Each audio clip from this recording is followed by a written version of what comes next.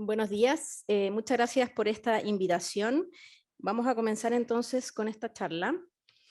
Lo primero es que declaro no tener conflicto de interés porque voy a hablar de algunas marcas de vitamina B12 que existen en Chile y es importante que sepan que no tengo conflicto de interés con eso. Para hoy nuestra hoja de ruta vamos a partir con algunas definiciones, vamos a hablar especialmente de los nutrientes críticos y de los suplementos y por último algunas conclusiones. Porque soy muy chica. No, o sea, si se me escucha bien, no. Bueno, lo primero, en cuanto a las definiciones, y esto es muy importante, existen distintos tipos de dietas vegetarianas. Partimos por las pescetarianas, que son en general pacientes que consumen todo tipo de alimentos basados en plantas, consumen pescado, huevos, leche, derivados lácteos, pero no consumen ningún tipo de carnes. Están también dentro de los vegetarianos los ovolacto-vegetarianos, que son los que consumen huevos y leche, además de todos los productos de origen vegetal, y no consumen ningún tipo de carne ni pescado. Los lacto-vegetarianos son como los ovo-lacto-vegetarianos, pero no consumen huevo, y los ovo-vegetarianos no consumen leche, pero sí consumen huevos. Por último, en general en las definiciones vamos a encontrar a los veganos, pero en realidad el término correcto es alimentación vegetariana estricta, porque el veganismo no es una dieta. El veganismo es una postura ética que busca rechazar la explotación de los animales y el consumo de los productos derivados de ellos. Por lo tanto, cuando hablamos de alimentación vegana, en realidad el término correcto es vegetariano estricto, pero en esta presentación, para hacerlo más corto, lo vamos a hacer como alimentación vegana. La alimentación vegetariana estricta en general incluye todo tipo de alimentos derivados de plantas como cereales, legumbres, verduras, frutas, frutos secos y semillas, y no se consumen ni lácteos, ni huevos, ni carne, ni pescados, ni miel. ¿Ya? Aquí les marqué en verde esta zona, que son otro tipo de alimentaciones vegetarianas como la macrobiótica, frugívora, crudívora, higienista, que lo importante de estas para tener en cuenta es que no se recomiendan ni siquiera en el embarazo, ni en niños, ni en la adolescencia, porque estas sí son alimentaciones que son muy restrictivas. Por otro lado, es importante saber que las alimentaciones vegetarianas en la infancia son avaladas por distintas sociedades científicas. Hay mucha evidencia al respecto y estas son algunas de las sociedades científicas que avalan estos patrones dietéticos vegetarianos en la infancia, como la Academia de Nutrición y Dietética, como la Asociación de Dietistas de Canadá, la Asociación de Pediatría Canadiense, la Sociedad Italiana de Nutrición Humana y muchas más. La principal postura es la postura oficial de la Academia Americana de Nutrición y Dietética, que señala que las dietas vegetarianas apropiadamente planificadas, incluyendo las dietas veganas, son saludables, nutricionalmente adecuadas y pueden proporcionar beneficios para la salud en la prevención y en el tratamiento de algunas enfermedades. Ellos señalan que estas dietas son apropiadas para todas las etapas del ciclo vital, incluyendo el embarazo, la lactancia, la infancia, la niñez, la adolescencia, la vejez e incluso para los atletas. Las dietas basadas en plantas además son más sostenibles desde el punto de vista ambiental. Ellos también señalan que los vegetarianos y veganos tienen menos riesgos de ciertas enfermedades, incluyendo las enfermedades coronarias isquémicas, la hipertensión, la diabetes, algunos tipos de cáncer y obesidad. Además, se asocian con menor LDL en sangre, con mejor control de la glucosa, y estos factores van a contribuir a reducir las enfermedades crónicas. Los vegetarianos y veganos necesitan una fuente confiable de vitamina B12 como un suplemento. Esto es importante porque en general si uno lee las posturas, las que no apoyan las dietas vegetarianas en la infancia, en realidad la principal razón para no apoyarlas es que deben consumir un suplemento de vitamina B12. La mayoría dicen que el único problema es que efectivamente los padres tienen que ser responsables y darles la vitamina B12 a sus hijos, pero esa es la única razón por la cual se contraindica. ¿Ya? En general la evidencia es súper contundente en cuanto a que los niños sí pueden ser vegetarianos. Entonces ahora vamos a ver los nutrientes críticos y los suplementos. Como en cualquier tipo de alimentación, los niños siempre deben recibir una alimentación que esté bien planificada, que esté balanceada, que incluya todos los nutrientes necesarios para su crecimiento y desarrollo óptimo y que sea libre de algunos productos ultraprocesados, grasas saturadas, sal y azúcar, sobre todo los menores de 2 años. Entonces, ¿qué es una dieta basada en plantas bien planificada y que sea adecuada para promover un crecimiento óptimo? Bueno, lo más importante es que incluya una variedad de alimentos vegetales, enfatizando la ingesta de alimentos enteros o mínimamente procesados, que se consuman cantidades adecuadas de vitamina B12, que esto lo vamos a obtener a través de un suplemento, que se consuman cantidades adecuadas de calcio y que se preste atención al estado de la vitamina D, y elegir cuidadosamente las grasas vegetales consumiendo buenas fuentes de ácidos grasos omega 3. Estos son los nutrientes críticos que vamos a ver hoy día. En general, a mí no me gusta llamarlos críticos porque la mayoría de ellos se pueden obtener de la alimentación basada en plantas, sino que más nutrientes claves. Y yo acá marqué la vitamina B12 porque en realidad este es el único nutriente crítico que si no se suplementa, no hay cómo obtenerlo porque las plantas no tienen B12. El resto de los nutrientes, la idea es que se pueda obtener desde la alimentación basada en plantas bien equilibrada y planificada. Vamos a hablar primero de la vitamina B12, que yo siento que es el nutriente más importante, donde hay más desconocimiento y que es el más clave para prevenir su déficit. Sabemos que la vitamina B12 es una vitamina que es hidrosoluble y es de origen bacteriano. No la producen los animales, la B12 la producen las bacterias. Es decir, si un paciente dice que no se quiere suplementar con B12 porque no es vegana, no es así, la B12 siempre es vegana porque proviene de las bacterias, ¿ya? A menos que tenga algún excipiente que no sea vegano, la B12 en sí es vegana. Los animales antes solían obtenerla de tres formas: directamente del suelo cuando comían plantas que tenían tierra o que tenían heces de otros animales, de las que producen sus bacterias intestinales o al comer otros animales. Hoy en día los animales de ganadería ya no pastan, por lo tanto la B12 que obtienen en general es a través de su alimento que viene suplementado. Los alimentos en que encontramos vitamina B12 biodisponible son los alimentos de origen animal: las carnes, sus derivados, los pescados, los mariscos, los huevos y los lácteos. Y la miel, a pesar de ser de origen animal, no tiene B12. Hay alimentos de origen vegetal que muchas veces se citan como fuentes de vitamina B12, como las algas, como el nori, como la espirulina, pero la verdad es que no tienen B12, tienen análogos de B12 que no son activos, que pueden entorpecer la absorción de la B12 activa y falsear una medición de niveles de vitamina B12. Es por esto que no se recomiendan como fuente de vitamina B12. Como ya dije, una alimentación basada en plantas no contiene vitamina B12 y por eso es necesario tomarla en forma de suplementos. Y en ausencia de una fuente de vitamina B12, la disminución de B12 en la sangre es evidente durante los primeros 5 años, luego de adoptar una dieta vegetariana. E incluso se ha visto casos en que a los 2 años ya se produce déficit. Por lo tanto, no es cierto esto de que tiene que pasar mucho tiempo sin tomar B12 hasta que se genere el déficit. Sabemos que los hijos de madres que son deficientes en B12 pueden nacer con deficiencia de B12 o manifestarla después si es que reciben la lactancia materna exclusiva. Los depósitos de vitamina B12 de un bebé que es hijo de una madre que lleva una alimentación basada en plantas y que no recibe suplemento son mucho más bajos. En general, estos bebés nacen con depósitos casi inexistentes a veces. Y sabemos que en la leche materna existe una buena correlación entre los niveles de vitamina B12 de la madre y la concentración sérica de los lactantes. Es una correlación bastante directa, la verdad. Sabemos que las concentraciones de B12, además, en la leche materna tienen una alta correlación con la B12 en sangre de la madre. Es decir, si la madre tiene déficit de B12 en sangre, va a tener déficit de B12 en su leche materna. Y se vio que se desarrolló deficiencia bioquímica de B12 en lactantes amamantados cuando la B12 en la leche era menor a 362 picomol por litro. En Chile no usamos esta medida, sino que usamos picogramos por ml. 362 picomol por litro equivale más o menos a 490 picogramos por ml.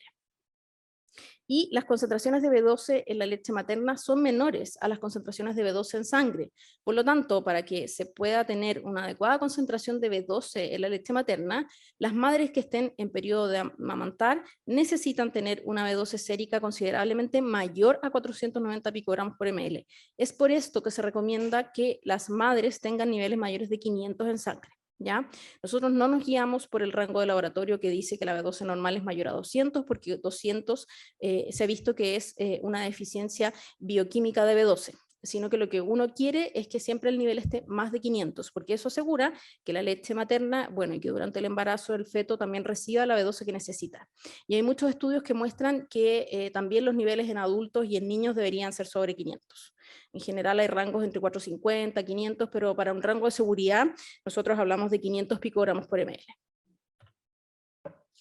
Todas las madres vegetarianas en periodo de lactancia deben recibir una suplementación adecuada de vitamina B12. La concentración de B12 en la leche materna normalmente disminuye después del 6º mes de lactancia y no cumple con los requerimientos de los bebés. Es por esto que se requiere iniciar un suplemento de B12 a los bebés que llevan una alimentación basada en planta desde los 6 meses. Ese es el momento en que uno empieza a suplementar a las guaguas. Si vaya a iniciar la alimentación complementaria y no va a recibir alimentos de origen animal, debe suplementarse con B12. Ahora, el déficit de B12 se manifiesta en órganos con recambio celular elevado, como la médula ósea y el sistema nervioso, y en el sistema nervioso afecta la reparación de axones y la síntesis de la mielina y neurotransmisores. Por lo tanto, es muy importante para el funcionamiento del sistema nervioso central la vitamina B12. Dentro de los síntomas que se han reportado en lactantes con déficit de B12 se encuentran irritabilidad, mal incremento ponderal, microcefalia, apatía, rechazo alimentario a sólidos, vómitos, regresión en el desarrollo psicomotor, hipotonía, letargia y convulsiones. Esto es muy importante porque se habla de que en general si uno tiene un paciente que tiene alguna alteración en el desarrollo o alguna alteración neurológica, uno siempre debería medir niveles de vitamina B12 porque, como ya lo dijimos, la vitamina B12 es muy importante en las funciones del sistema nervioso central. Pero además la vitamina B12 también se la ha llamado como la gran imitadora porque el déficit de B12 puede producir cualquier síntoma. ¿Ya? Entonces es muy importante a través de la anamnesis de los pacientes poder sospechar el déficit tempranamente para poder tratarlo. En los niños con deficiencia congénita de B12, el daño del sistema nervioso central se caracteriza por la pérdida de sustancia blanca, con mielinización retardada y atrofia cerebral. Y esto ya muchas veces es un daño neurológico que es irreversible. Por eso es tan importante el diagnóstico temprano. Y ojo, porque se pueden producir síntomas neurológicos sin tener alteraciones en el hemograma. Muchas veces se espera la típica anemia macrocítica, pero en realidad por el contenido de ácido fólico de las dietas vegetarianas muchas veces esto no se produce y se producen primero los síntomas neurológicos. Desde los 6 meses, como dijimos, todos los niños vegetarianos, veganos o los pescetarianos que consuman menos de 100 a 150 gramos de pescado a la semana deben comenzar a tomar un suplemento de vitamina B12. Y hay que tener ojo también con pacientes que tienen alimentaciones restringidas, ya sea por alergias alimentarias múltiples, por APLB, por uso de metformina, inhibidores de bomba protones, cirugía de bypass gástrico manga, y esto también incluye a la madre, estas cosas hay que preguntarlas en la anamnesis, o pacientes con trastornos de interacción sensorial, que tengan NARFID o que tengan una alimentación que sea muy restringida porque están en alto riesgo de presentar déficit de B12. Y estos pacientes pasan desapercibidos porque como no son vegetarianos se cree que no pueden hacer déficit de B12, pero la verdad es que sí lo hacen. Ahora, en cuanto a la suplementación, la verdad es que existen varias formas bioquímicas de vitamina B12. La metilcobalamina y la adenosilcobalamina ofrecen algunas ventajas en la absorción, pero siempre se recomienda suplementar con cianocobalamina, porque es la presentación que es más económica, es la más disponible en todos los países, es la forma más estable, que mejor resiste a la temperatura, la luz y las variaciones de pH, y es la forma más estudiada como suplemento. Es segura incluso a dosis absurdamente altas. Esto es súper importante porque en general las dosis de metilcobalamina no están muy claras y la suplementación debería ser a dosis mucho más altas que la cianocobalamina. Pero como vamos a ver, la mayoría de las tablas que existen de suplementación están hechas con cianocobalamina. Así que es la forma que se recomienda de suplementar. A veces hay presentaciones que tienen metilcobalamina o hidroxicobalamina y en general yo recomiendo siempre irse a la segura con la cianocobalamina. Estas son las tablas de suplementación de B12. Tenemos dos tipos de suplementación. Una que va a suceder cuando es una dosis de mantención y otra que es cuando uno tiene un déficit documentado. ¿Ya? La primera tabla es del documento de Baroni, que en general es la más usada, es la más estandarizada y que donde ustedes pueden ver aquí, yo lo marqué en verde, los niños entre 6 meses, que es cuando deberían comenzar a suplementarse, y los 3 años deberían recibir al menos 5 microgramos de B12. De los 4 a los 10 años 25 microgramos, y aquí no se recomiendan dosis semanales, sino que dosis diarias porque hay una mejor absorción, y ya desde los 11 años en adelante puede ser o dosis diaria o dosis semanales. Esto es súper importante porque cuando uno maneja estas tablas, uno puede rápidamente saber qué dosis le tiene que dejar a su paciente de acuerdo a la edad. Y esta es otra tabla, en el fondo que es de otro paper, que aquí sí recomiendan dosis semanales en niños entre 4 a 10 años, pero si se fijan son 3 veces a la semana. Entonces la verdad es que yo prefiero hacerlo con la dosis semanal porque es la que tiene más estudios y además es la que ha demostrado mejor absorción. Y además las presentaciones, ahí las vamos a ver, que existen en Chile tampoco son tan variadas. Y esta es la suplementación de B12 en déficit. La tabla de Baroni llega hasta, considera déficit menos de 406 picogramos por ml, ya desde aquí parte. Esta tabla está en picomol por litro, por lo tanto cuando uno la usa, debe usarla convirtiendo el examen de B12 que uno tiene a picogramos por ml para saber cuánto tiempo hay que tratar al paciente. ¿Ya? Lo importante aquí es que las dosis pueden ser dosis diarias de 250 microgramos o 3 dosis diarias de 10 microgramos. En general, yo con mis pacientes que veo mucho déficit de B12, sobre todo en bebés, uso 3 dosis diarias de 10 microgramos y andan súper bien. En general es 3 veces al día y el tiempo de tratamiento puede ser 1, 2, 3 o 4 meses dependiendo del nivel en sangre. Tiene bastante buena adherencia y en general los niveles se recuperan bastante rápido. Lo que sí es importante, bueno, en general yo los que tienen bajo 500 uso este rango, uso esta parte de la tabla, porque lo que ha demostrado la evidencia es que en general menos de 500 debería tratarse como déficit. Y esta otra tabla en general habla de la suplementación intramuscular en niños, que en general se usa en pacientes que deberían estar hospitalizados cuando hay, por ejemplo, daño neurológico, cuando hay síntomas neurológicos, un paciente que convulsiona por déficit de B12 o un paciente que tiene una B12 demasiado baja, uno debería tratarlo de manera intramuscular. Las dosis van entre 250 a 1000 microgramos intramusculares de ciano o hidroxicobalamina, en general se dan dosis diarias por una semana y después de eso se puede dar una dosis semanal hasta recuperar los niveles o hasta que pasen los síntomas neurológicos. Eso hay que ir monitorizándolo. En general estos pacientes hospitalizados terminan con neuroimagen, videos monitoreos, etcétera, porque aquí es donde puede ocurrir el daño neurológico. ¿Qué suplementos existen de B12 en niños? Como ya dije, no tengo conflicto de interés al respecto, solo son las marcas que existen en nuestro país. Tenemos esta vitamina B12 que la marca es Dulzura Natural, la gente siempre dice el sobre café, pero en realidad es Dulzura Natural. Y esta trae una cuchara adentro muy pequeña, una medida, y esa medida aporta 12 microgramos de B12. En general es una cuchara tan pequeña que es imposible dosificarla, por lo tanto lo que yo recomiendo es dar una cucharada diaria. ¿Ya? Porque en el fondo, si tú le pides a la mamá que le dé la mitad para que haga los 5 microgramos, al final no tienes idea cuánto le estás dando porque la mitad de la cuchara enana puede ser cualquier cosa. Entonces, para irse a la segura, una cucharita todos los días. Si es de mantención y si es de déficit, es una cucharita 3 veces al día.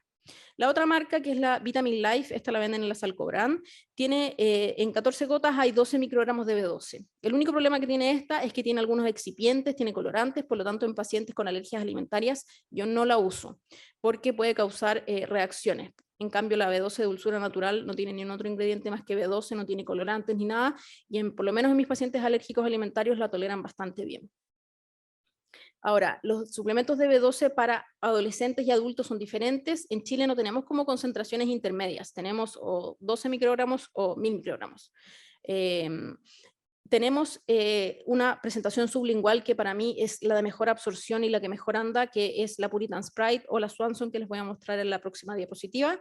Esta en un gotario entero, o sea, más o menos en un ml, tiene 1200 microgramos de B12. También una versión en polvo que es la cianocobalamina de Iron Plant. Ojo que Iron Plant también tiene metilcobalamina. La cianocobalamina en 2 gramos de polvo tiene 2000 microgramos de vitamina B12, pero no trae una medida, por lo tanto dice como un cuarto de cucharita de té. Ya, imposible dosificar un cuarto de cucharadita de té. ¿Qué cucharadita de té? La que tengo yo, la que tiene la vecina. Es súper difícil. Esta y además, por lo mismo, a veces se generan déficit igual usándola porque cada uno usa lo que considera un cuarto de cucharadita de té y nadie va a estar pesando 2 gramos. Esa genera ese problema. Por lo tanto, a mí no me da tanta confianza, no he tenido tan buenos resultados, pero si es la única opción, mejor siempre apuntar hacia arriba que hacia abajo, porque como sabemos la B12 no produce toxicidad, se elimina por la orina, por lo tanto si uno le da un poco de más no pasa nada.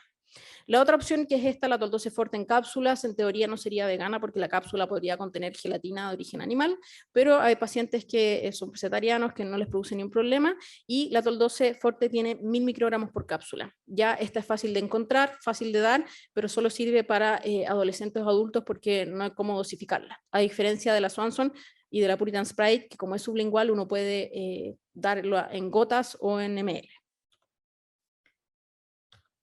La otra presentación que tenemos, acá está la Swanson, generalmente se van alternando el stock en Chile entre Swanson y Puritan Sprite, son muy similares. Esta en 0,8 ml tiene 1000 microgramos de B12, también es sublingual, y la Natrol, que esta ya tiene una dosis mucho más alta, que es de 5000 microgramos, pero que podría servir una vez a la semana en adolescentes, en adultos o en madres, ¿ya? Y que también en teoría debería haber stock siempre por internet. Bueno, eso con la B12 es el tema que a mí más me convoca, así que voy a tener que pasar un poco más rápido esta parte porque no me queda tanto tiempo. Bueno, en cuanto a las proteínas como otro nutriente clave, la verdad es que no son un problema en la alimentación vegetariana o vegana bien planificada. Los estudios recientes en vegetarianos occidentales han mostrado que la ingesta de aminoácidos excede las cantidades diarias recomendadas y se ha visto que una dieta basada en plantas con adecuado aporte calórico cumple con los requisitos proteicos e incluso se ha visto que los puede sobrepasar. Todas las proteínas vegetales contienen todos los aminoácidos. Lo único que va a variar es la proporción de algunos de ellos cuando se comparan varios grupos de alimentos entre sí. Las proteínas de una variedad de alimentos vegetales consumidos durante el día va a aportar todos los aminoácidos esenciales cuando se logran los requerimientos calóricos. Y hay muchos alimentos de origen vegetal que contienen cantidades adecuadas de proteínas y que poseen todos los aminoácidos, por ejemplo, las legumbres, los frutos secos, la soya y todos sus derivados, como el tofu, por ejemplo. No es necesario combinar diferentes fuentes complementarias de proteína en cada comida. Esto es un mito, no es necesario que los porotos sean con fideos, que las lentejas sean con arroz, basta con combinarlos durante el día, ¿ya? No es necesario que sean una misma comida. La digestibilidad de los alimentos en una dieta vegetariana suele ser menor que la de los alimentos de una dieta no vegetariana, y esto es por el papel que juega la pared celular vegetal, la cual si uno la elimina, la verdad es que permite una digestibilidad similar a los de alimentos de origen animal. Se puede remojar, pelar y germinar las legumbres para aumentar la digestibilidad. Ahora, ¿qué pasa con las proteínas en la edad de introducción? Esto es muy importante porque las legumbres son el principal sustituto de las carnes en la alimentación vegetariana y por su alto contenido en proteínas, hierro y zinc son uno de los primeros alimentos que se debe introducir en la dieta del lactante vegetariano. No hay ninguna evidencia actual que sugiera que el retraso en la introducción de alimentos sólidos prevenga la enfermedad alérgica. Y esto es muy importante porque hay personas que todavía indican que las legumbres hasta los 8 meses, que el pescado no sé qué, y así, y la verdad es que no. Mientras antes uno introduzca los alimentos desde los 6 meses en la alimentación complementaria, existen menos riesgos de alergia. Por lo tanto, se deben introducir desde el inicio de la alimentación complementaria todos los alimentos que la familia vaya a consumir. La introducción tardía de alimentos sólidos, especialmente los altamente alergénicos, puede aumentar el riesgo de alergia alimentaria o de eczema, ¿ya? Tampoco es necesario que un niño que no vaya a comer carne pruebe la carne para saber que no es alérgico, ¿ya? Eso yo lo he conversado con muchos inmunólogos y no es necesario, o sea, no hay ninguna indicación de que si el niño va a ser vegano tenga que darle huevo para saber que no es alérgico al huevo. Porque en general eso es como un poco violento para las familias, porque si la familia no quiere consumir ese alimento, no hay ninguna razón para obligarlo. En el primer año de vida, la lactancia materna la verdad es que es una excelente fuente de proteínas en conjunto con el inicio de los alimentos sólidos que se van a introducir gradualmente. Solo las fórmulas infantiles comerciales se recomiendan para bebés veganos y el uso de fórmulas caseras o las de Tetra Pak, no sé, la leche de almendra, cualquier leche vegetal no se recomienda porque se asocia a problemas nutricionales en lactantes. Para esto tenemos fórmulas modernas de soya que son una opción segura, que vienen fortificadas y que en general están aprobadas. Ahora en Chile también tenemos incluso fórmulas de arroz. Desde el año hasta los 17 años, una dieta basada en plantas puede proveer una cantidad adecuada de proteínas. La mejor manera de garantizar un aporte óptimo de proteínas es incluir en la dieta al menos 2 a 3 raciones al día de legumbres, frutos secos y semillas. Y algunos autores sugieren que la ingesta proteica debe aumentarse, aproximadamente un 30 a un 35% en los menores de 2 años, un 20 a 30% entre los 2 y 6 años y 15 a 20% para los mayores de 6 años. Más o menos uno debería calcular un requerimiento 1.3 veces más, ¿ya? Ese es como lo que uno debería apuntar, más que nada porque siempre, como les digo, apuntar hacia arriba. En las proteínas vegetales no hay como un límite, a diferencia de las proteínas de origen animal que pueden producir sobrecarga renal, así que en realidad 1.3 veces más estaría súper bien. Bueno, en cuanto a la vitamina D, que es otro nutriente clave que en general no es exclusivo de los vegetarianos, se ha visto que los niveles de vitamina D dependen de la exposición solar y de la ingesta de alimentos fortificados o suplementos. Sabemos que la vitamina D3 puede ser de origen animal o vegetal y la vitamina D2 es de origen vegetal exclusivamente. Esto es importante porque a veces los veganos no quieren tomar vitamina D3 porque la que es de origen animal. Y a bajas dosis, la verdad es que la vitamina D2 y D3 parecen ser equivalentes en cuanto a su eficacia para tratar, para mantener niveles de vitamina D normales, pero a altas dosis la D2 parece ser menos efectiva, así que en general si uno encuentra déficit, lo ideal sería tratarlo con vitamina D3. Si la exposición solar o la ingesta de alimentos fortificados es insuficiente para lograr los requerimientos, se recomienda usar suplementos. En Chile todos los bebés se suplementan, los que estén con lactancia materna exclusiva, desde el nacimiento hasta el año de vida, con 400 unidades, y después del año, la verdad es que va a depender de los alimentos que consuman y de la exposición solar. Lamentablemente en Chile la verdad es que todos tenemos déficit de vitamina D, así que es algo que se está haciendo bastante universal y no es exclusivo de los vegetarianos. En cuanto al calcio, que es otro nutriente que siempre produce mucha preocupación, Se ha visto que la ingesta de calcio de los lacto-vegetarianos generalmente cumple o excede las recomendaciones de calcio, mientras que la ingesta de calcio de los veganos varía ampliamente y a veces cae por debajo de las recomendaciones. Sabemos que la leche materna es el principal alimento de los 2 primeros años de vida y aporta el calcio necesario para un crecimiento óptimo. Y el contenido de calcio de la leche materna no se ve afectado por una dieta vegana en la madre. Esto es súper importante. En general, la leche materna tiene todos los nutrientes que el bebé necesita, excepto por la vitamina B12, que si la madre tiene déficit o no consume suplemento, va a generar un déficit de B12 en la leche materna, y el omega 3, que lo vamos a ver más adelante. El resto de los nutrientes en general, la leche materna los va a entregar todos de muy buena manera, independiente del consumo de la madre. Después de los 2 años de vida, los productos lácteos son una buena fuente de calcio, pero no es la única. Ya se le ha atribuido mucho a la leche el poder de que el calcio, que las fracturas a futuro, pero la verdad es que hay muchos alimentos de origen vegetal que pueden ayudar a cumplir los requerimientos diarios. En general se recomienda elegir 3 a 5 porciones al día de alimentos ricos en calcio. Y estos van a incluir la mayoría de las verduras de hoja verde baja en oxalato, por ejemplo, como el cale, todas las crucíferas, las semillas de sésamo, las almendras, las leches basadas en plantas que sean fortificadas, la soya, el tempe, etc. Y aquí en esta tabla vemos las fuentes de calcio según su tasa de absorción. Hay alimentos que tienen muy buena tasa de absorción, como las verduras de la familia de los coles, como los berros, la rúcula, las leches y los yogures de soya que vienen enriquecidos con calcio en general. Las bebidas vegetales fortificadas con calcio tienen una absorción que es muy similar a la leche de vaca, y el tofu que sea cuajado con sales de calcio. En Chile lamentablemente no hay tanto tofu cuajado con sales de calcio, tiene que leerse los ingredientes para saber si es que tiene calcio o no, porque el tofu que venden a granel en general está cuajado con otro tipo de sales, ¿ya? Pero igual las legumbres y en el fondo el tofu es una fuente de calcio, pero de absorción moderada. ¿Ya? Y estas son, obviamente, todos estos alimentos son importantes igual de incluirlos porque todos van a aportar alguna cantidad de calcio en la alimentación. Ahora, ¿qué pasa con el hierro?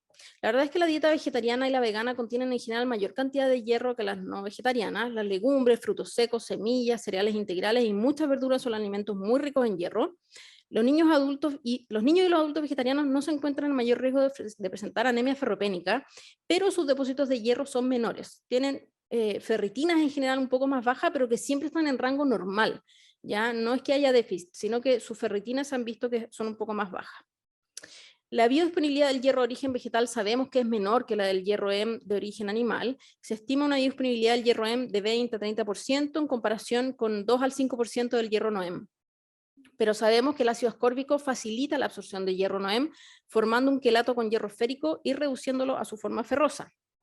Durante el primer año de vida, el hierro lo va a proporcionar fundamentalmente la leche materna. El hierro de la leche materna se absorbe muy bien. La composición de la leche de las mujeres vegetarianas y veganas es idéntica a la de las mujeres omnívoras en cuanto al hierro. Y sabemos que las fórmulas infantiles también vienen fortificadas con hierro, también las de soya. Y a partir de los 6 meses es importante ir incorporando otros alimentos ricos en hierro, por ejemplo las verduras, legumbres, y combinarlos para que la vitamina C favorezca la absorción de hierro. Vamos a pasar al omega 3, que es otro nutriente que también produce harta controversia por el tema de que solo si consumimos pescado vamos a tener omega 3, porque sabemos que los productos del mar son la principal fuente de EPA y DHA. ¿Ya? El único ácido graso de la serie omega 3 que está presente en las plantas es el ácido alfa-linolénico, que es el ALA. El EPA y el DHA se pueden sintetizar a partir de ALA, pero se requieren cantidades suficientes porque la conversión no es tan eficiente. La ingesta de ALA de vegetarianos y veganos, la verdad es que es bastante similar a la de no vegetarianos, pero la ingesta de DHA y EPA es menor o ausente en los vegetarianos, comparado con los no vegetarianos. Y además se ha visto que los niveles en sangre son menores en los vegetarianos, pero no se conoce aún su relevancia clínica. No se ha visto como consecuencias específicas de esta tener menor cantidad de EPA y DHA en la sangre. Buenas fuentes vegetales de ácido graso omega 3 van a incluir las semillas de linaza molidas, el aceite de linaza, las semillas de chía y nueces, y una porción de alimentos ricos en omega 3 proporciona aproximadamente 2.5 gramos de ALA, desde el cual se van a sintetizar el EPA y el DHA. Las grasas no deben limitarse en la infancia y en la primera infancia porque pueden proporcionar hasta el 40% del total de la energía, pero lo importante es que deben seleccionarse cuidadosamente para obtener una relación óptima omega 6, omega 3. En general se habla que la relación tiene que ser 4:1. La concentración de DHA en la leche materna va a depender de la dieta de la madre, como les dije, igual que la B12, y la leche materna de las mujeres que siguen una dieta vegana equilibrada y suplementada y la leche de fórmula son una buena fuente de ácidos grasos omega 3. Sabemos que los niños veganos de 6 a 12 meses deben continuar recibiendo leche materna o fórmula infantil y además agregar 1 a 2 porciones diarias de alimentos ricos en omega 3, preferiblemente en forma de aceite de linaza que no contiene fibra. ¿Ya? Y a partir del año deben consumir más o menos 2 porciones diarias de alimentos ricos en omega 3. En esta tabla podemos ver que una cucharadita de aceite de linaza tiene 2.800 miligramos de ALA, que en general sirve para cumplir todos los requerimientos a cualquier edad. Y la cucharada sopera de semillas de lino tiene un poco menos, tiene 1.800, ¿ya? Pero estos alimentos siempre deberían incluirse en la alimentación. ¿Cuándo usar suplemento? La verdad es que hay harta controversia, hay algunas revisiones que dicen que todos los niños, independientes de su alimentación, deberían suplementarse entre los 6 meses y los 3 años, y hay otros que definen casos específicos. Bueno, las mujeres embarazadas y el periodo de lactancia siempre deberían tomar suplemento omega 3, los menores de 6 meses que reciban fórmula sin fortificar podrían también beneficiarse de un suplemento, y los lactantes de 6 a 12 meses que tomen menos del 50% de sus calorías de la leche materna podrían beneficiarse de un suplemento.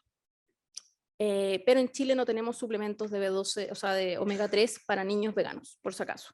No existe presentación, existen solo derivados de pescado, pero no existen derivados de alga. Estos son los suplementos que son derivados de algas, que son todos para adultos, porque son en unas cápsulas tipo gel, que son veganos, vienen en el fondo de las algas, pero no son aptos para niños porque los niños no se pueden tragar esta cápsula. En cuanto al zinc, la concentración de zinc en la leche materna es relativamente estable, independiente de la dieta materna. Así, el nivel de zinc en los niños amamantados por madres vegetarianas o veganas es idéntico al de los niños que reciben leche de mujeres omnívoras. La leche materna, la verdad es que contiene adecuadas cantidades de zinc para los bebés hasta los 6 meses y luego se requieren fuentes adicionales en la alimentación. En general, la idea es incluir productos derivados de la soya, legumbres, granos, bueno, los niños que van a consumir queso, semillas, frutos secos. Remojar o brotar las legumbres, los granos, los frutos secos y las semillas y fermentar el pan puede reducir la unión del zinc al ácido fítico y así aumenta su biodisponibilidad. Y los ácidos orgánicos como el ácido cítrico también pueden aumentar la absorción de zinc. La verdad es que el déficit de zinc parece ser muy raro y no se recomienda una suplementación adicional, y no se han encontrado diferencias en zinc plasmático entre niños vegetarianos y omnívoros, aunque sí un poco en menor concentración en adolescentes. En general no hay consenso tampoco respecto a la suplementación de zinc. Hay casos en los que se usa en niños que tienen un crecimiento más lento, en niños que tienen alimentaciones muy restringidas, como les decía, por ejemplo, los ARFID o trastorno de interacción sensorial, que uno sospecha que tiene déficit de todo. Ahí podría usarse suplemento de zinc. Tampoco se recomienda medir niveles de zinc plasmático porque la verdad es que no se ha visto que tengan mayor utilidad, por lo tanto el zinc está ahí todavía como en controversia. Y el yodo, bueno, algunos estudios sugieren que los veganos que no consumen fuentes claves de yodo, como sal yodada o algas, pueden estar en riesgo de déficit de yodo, dado que las dietas basadas en plantas son bajas en yodo en general. La leche materna contiene una cantidad adecuada de yodo para los lactantes hasta el año de vida, y recordar que la sal de mar y la sal kosher no tienen yodo, igual que la sal del Himalaya. Si uno compra esas sales en general, se da cuenta que no vienen yodadas. Y la ingesta de yodo de algas marinas, la verdad es que no se recomienda porque el contenido de yodo varía ampliamente. Eso también el cochayuyo tampoco se recomienda porque incluso podría exceder los requerimientos de yodo y provocar alteraciones tiroideas. Y aunque la falta de consumo de productos animales aumenta el riesgo de deficiencia de yodo, el posible uso de sales yodadas y los datos disponibles actualmente no justifican la suplementación de yodo en veganos. Pero sí hay que poner atención cuando se empieza a consumir sal en los niños más grandes, que sea sal yodada. Y bueno, para terminar, la verdad es que a modo de conclusión, yo sé que es harta información, traté de resumirla lo mejor posible, me pasé un poco en el tiempo.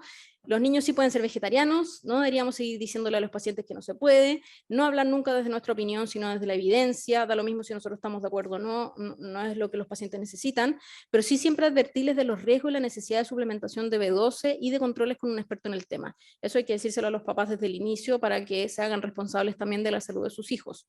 Las dietas vegetarianas y veganas bien planificadas con adecuada atención a los nutrientes específicos puede proporcionar una opción saludable de vida en todas las etapas del crecimiento. Los niños vegetarianos son niños sanos.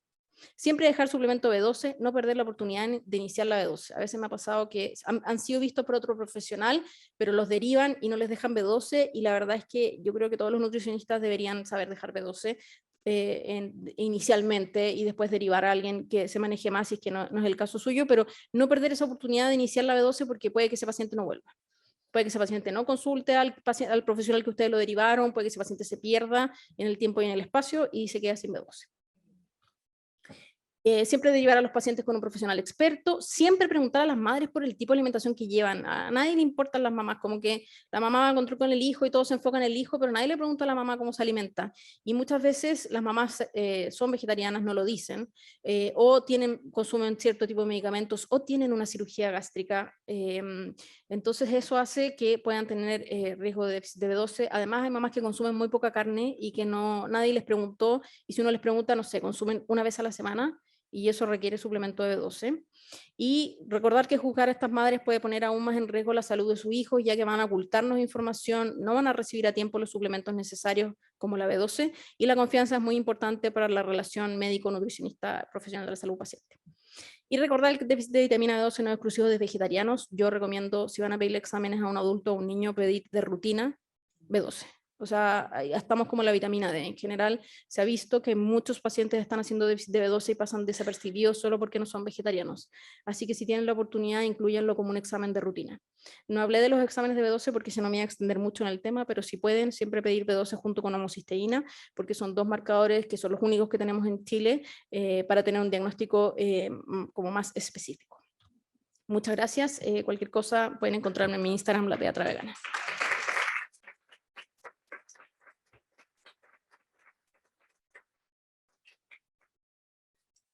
Agradecemos a la doctora Andrea Péndola por su excelente presentación. Y para continuar, seguimos con el tema veganismo en la adolescencia.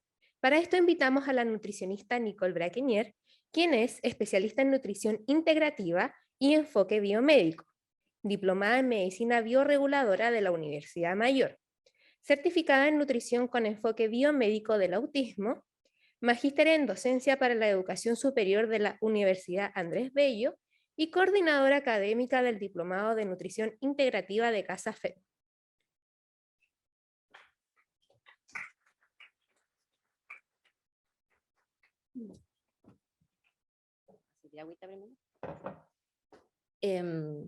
Bueno, hay muchas cosas que se van a repetir porque finalmente los nutrientes importantes son claves en todo el desarrollo, por lo tanto hay cosas que voy a pasar más rápido porque se abordaron súper bien y otras más propias de la adolescencia. Entonces, una reflexión inicial de mirar este cambio global que se necesita desde la alimentación basada en plantas, desde el veganismo, para toda la población. Si bien no todos vamos a ser veganos, si bien no todos nos vamos a alimentar basado en plantas como debe ser, sí tener una alimentación que vaya hacia esa mirada y no tener ese prejuicio que ha estado por tantos años en la sociedad de profesionales de la salud. Actualmente se dice que el 3% del mundo es vegano, si bien se dice que ese dato es súper falso porque en realidad las encuestas son escasas, pero cada vez es más, de eso sí está claro, y hay muchas razones para unirse al movimiento, como se dice, desde el punto de vista de salud, desde el punto de vista de los animales, desde el medio ambiente, y algo que me gustó mucho de esta imagen, desde el sabor, desmitificar que la dieta basada en plantas, que la dieta vegetariana es una dieta aburrida, que no sacia, que ay, ustedes comen puro pasto, o sea, todos esos comentarios que son súper ofensivos, hoy en día ya deberían estar, ¿cierto?, muy lejos de nuestra mirada como profesionales nutricionistas. El veganismo es una filosofía, como decía la doctora anteriormente, que no solo involucra lo que yo como, sino con qué me visto y toda mi filosofía de vida. Y aclarar algo, porque como mi tema es la adolescencia, muchas veces el adolescente vegano no es necesariamente saludable, no es necesariamente una alimentación basada en plantas como quisiéramos. Por ende, no toda alimentación basada en planta es vegana, pero tampoco todo vegano sigue una alimentación basada en planta. Y ahí un poco la importancia de nuestra labor. Mi hijo adolescente quiere ser vegano. Si esta frase hace 10 años llegaba a nuestra consulta, era así, bueno, oh, qué terrible, ¿qué vamos a hacer con este niño que quiere ser vegano a los 12 años, a los 13 años, que la sociedad, digamos, lo rechazaba y qué sé yo? Hoy en día esto ha cambiado muchísimo y ha cambiado muy rápido. No sé si les da esa sensación, ¿cierto? Como que en 5 años es otro Chile, pero puede ser que yo estoy desde una parada también muy abierta y la realidad en otras partes que no lo están así. Tenemos un país también bien diferente de norte a sur, entonces me da la sensación de que en otros lugares todavía esto es muy enjuiciado. ¿Por qué un adolescente quiere ser vegano? La gran mayoría por el animalismo, pro animales, también por medio ambiente.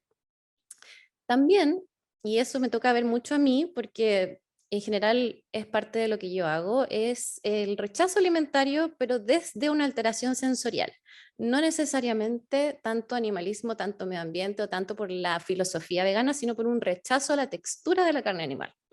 Y ese es un gran desafío porque normalmente esas personas o estos jóvenes también tienen rechazo a otros alimentos vegetales y cuesta muchísimo planificar una dieta. También en el caso de los adolescentes hay un pequeño porcentaje que se podría decir que está más ligado a un trastorno de la conducta alimentaria, y ahí hay que tener mucho ojo y derivar al equipo indicado, hablar con la familia, porque no corresponde que, digamos, fomentar una alimentación restrictiva en una persona que tiene otro foco, ¿ya? Entonces ahí hay que tener bien alerta las antenitas, y esto pasa en cualquier adolescente o adulto que va a consultar por una dieta restrictiva específica. No necesariamente el veganismo, puede ser también dieta cetogénica o etcétera, ¿ya? Entonces ahí hay que tener harto ojo. Factores protectores, bueno, muchísimos factores protectores. La gran mayoría de la evidencia habla en favor de la alimentación basada en plantas, a nivel de consumo de fibra, de vitaminas, de grasas monoinsaturadas, también de un peso adecuado, de regulación de la insulina, perfil lipídico, por lo tanto, disminución del riesgo de enfermedades cardiovasculares, gastrointestinales, diabetes tipo 2 e incluso algunos tipos de cáncer. Y factores de riesgo, si bien la evidencia es controversial, sí estamos claros que hay nutrientes claves en la adolescencia, que es el calcio, el hierro y el zinc. Y en el caso de los adolescentes veganos, vitamina B12 y vitamina D. Vamos a ver una revisión bibliográfica para que veamos concretamente qué dice la evidencia. Este estudio relacionó entonces el perfil nutricional y con la dieta vegana y la microbiota. En la imagen se muestra entonces que la dieta vegana o la alimentación basada en plantas favorece el desarrollo de una microbiota más saludable, con menos bacterias patógenas, con menos bacterias que se relacionan a un mayor peso y a un mayor riesgo de enfermedades cardiovasculares. Y por otro lado, también se ven beneficios a nivel de inhibición de patógenos, un efecto antiinflamatorio intestinal, una disminución incluso de la proteína C reactiva, del pH del colon, del colesterol, y una mejora de la homeostasis de la glucosa, del perfil lipídico, del peso y de los niveles de LDL. O sea, la alimentación en este estudio al menos demuestra que mejora a nivel gastrointestinal, como todo ese ecosistema, y también a nivel cardiovascular. Este estudio muestra algo un poquito diferente, esto es en adultos, ¿ya? En donde sí existe algunas deficiencias de nutrientes. Este estudio se realizó en una búsqueda de diferentes estudios disponibles en población adulta, en donde entonces se vio que no hay deficiencias de vitamina A, B1, B6, C, y bueno, muchas más. Pero sí puede haber deficiencia de B12, de zinc, de calcio y de selenio, que me llamó mucho la atención porque no había leído nunca un estudio que dijera que había déficit de selenio, sino que todo lo contrario. Entonces podemos ver también que la evidencia disponible siempre va a ser, o sea, pueden haber hallazgos diferentes. Lo que sí es muy importante y lo que habló mucho anteriormente la doctora fue la vitamina B12. Ahí no hay lugar a dudas que entonces se debe suplementar. Sin embargo, este estudio publicado recientemente, que sí fue hecho en población adolescente, y que de hecho yo creo que es uno de los pocos que existe en población adolescente, fue muy bueno porque ellos compararon no con los requerimientos ni con las dosis adecuadas, sino que con otros adolescentes. Adolescente vegetariano, adolescente vegano y adolescente omnívoro. Y con una muestra bastante grande.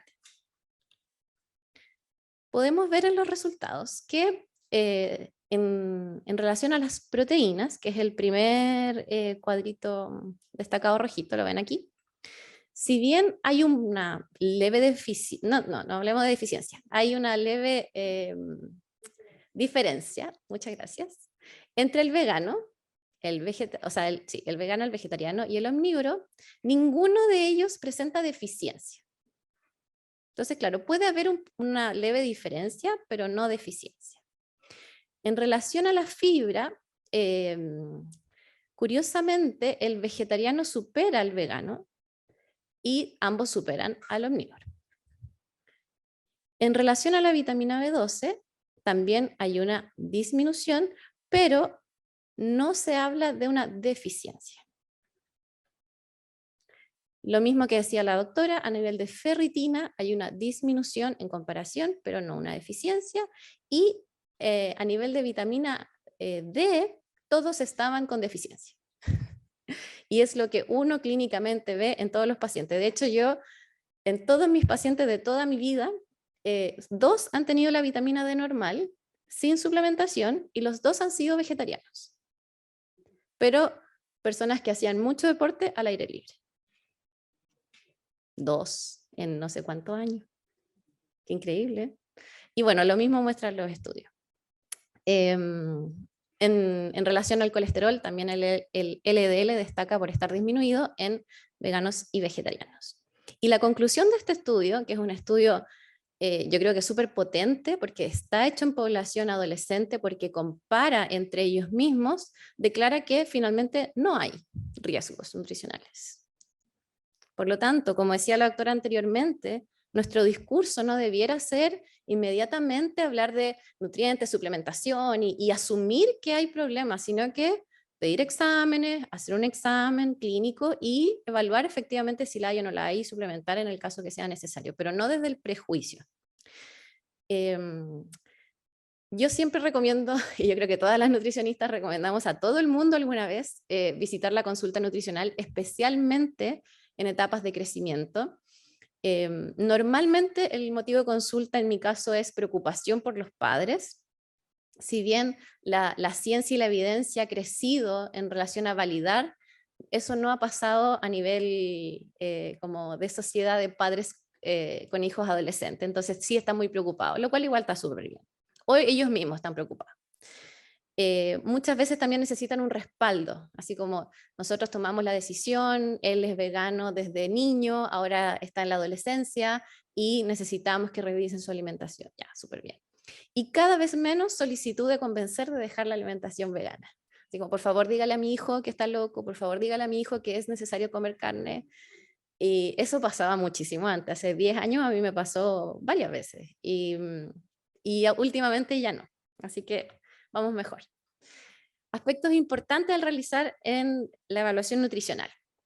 Entonces, la evaluación del estado nutricional, así como nos enseñaron hace muchos años, con todos sus aristas, hacer una buena anamnesis y ser súper como clever en preguntar, porque nosotros sabemos que los pacientes siempre dicen la mejor versión de sí mismos. Entonces, cuando uno hace una anamnesis, te dicen el mejor día nutricional de su vida y no el más representativo. Entonces, ya, ir bien al detalle para saber realmente si está comiendo bien, porque no todos los nutrientes podemos evaluarlos en sangre, entonces mucho es desde la información que nos van a entregar. Hacer un examen físico para ver si hay alguna deficiencia notoria ya. Por supuesto, exámenes bioquímicos y composición corporal, para ver si necesita alguna intervención nutricional desde esa mirada. Siempre perfil bioquímico, ferritina, B12 y vitamina D. Y esto también no solo en veganos, sino que en toda la población, bueno, en toda la población. 10 productos de comida chatarra que son accidentalmente veganos. Entonces, no sé si les ha pasado, pero como, ¿ya qué llevas de colación al colegio? Bueno, snack veganos. Ya, pero ¿cuáles? Y uno se imagina así zanahoria, apio, manzana, dátiles, no, Oreos, papas fritas y bueno. Ya, estos son accidentalmente veganos, no es que sean veganos porque cumplen, no, ¿cierto? Ya. Así que preguntar bien esto. ¿Cada cuánto sales con tus amigos a comer comida chatarra vegana? O cada cuánto las hamburguesas de soya, las vienesas y todo esto te salvan un almuerzo. Son alimentos terriblemente tóxicos, al igual que el alimento tóxico de origen animal, ¿ya? Entonces hay que tener también súper clara que esto tiene que ser ocasional. Tampoco le podemos decir a un adolescente que nunca se coma, ¿cierto? Pero siempre procurando la baja frecuencia. Y también buscar las proteínas en su alimentación, porque muchas veces estos dos ejemplos pueden ser un desayuno y un almuerzo y después una once. ¿Qué tomas de desayuno? Pan con mermelada. ¿Qué almuerzas? Fideos con salsa. ¿Y qué tomaste de once? Pan con mermelada. ¿Y ahí qué hay? Puros carbohidratos refinados, ¿cierto? Lleno de aditivos. Ojalá ese tomate fuera natural, puede que no. Entonces, a eso iba con, no siempre es una alimentación basada en plantas, pero hacia allá vamos. La ingesta proteica, entonces, en el caso del adolescente, sobre todo los hombres, imagínense un hombre que hace ejercicio adolescente, o sea, tiene un requerimiento abismante de proteína y a veces cuesta planificarlo en la alimentación, entonces los batidos proteicos son una buena opción, si es que el paciente lo requiere, si es que le gusta, o armar un batido proteico, no necesariamente porque este viene listo, sino que uno puede también planificar algo para que te quede como hiperproteico. Y hay algún recordatorio de gramos de proteína por 100 gramos que siempre nos ayuda a recordar cuáles son los claves en cantidades y como dijo la doctora, que no se necesita comer la lenteja con el arroz o el poroto con los fideos como nos enseñaron hace muchos años, porque el pool proteico diario finalmente no es esencial mezclar en la misma comida. De hecho, es peor porque sube mucho el índice glicémico de las legumbres y no sirve, ¿ya? Entonces, importante recordar que a diario una persona, un adolescente, tiene que consumir ojalá quinoa, amaranto, mijo, legumbres, frutos secos, semillas, cochayuyo, batidos proteicos, soya orgánica. O sea, es una etapa de la vida en donde realmente se requieren muchas proteínas, como después seguramente va a hablar la nutricionista que sigue, que es el embarazo y la lactancia. En relación al calcio, uno siempre se preocupa del calcio o como la medicina, la nutrición se preocupa mucho del calcio por nuestra mineralización ósea, ¿cierto? Esa es la principal preocupación. Pero hay que mirar todo el contexto, porque no vale, o sea, no sacamos nada si estamos suplementando calcio, pero no nos preocupamos de las bebidas gaseosas que alteran su absorción, del café, el azúcar, el tabaco, el alcohol, que en esta edad sí es importante.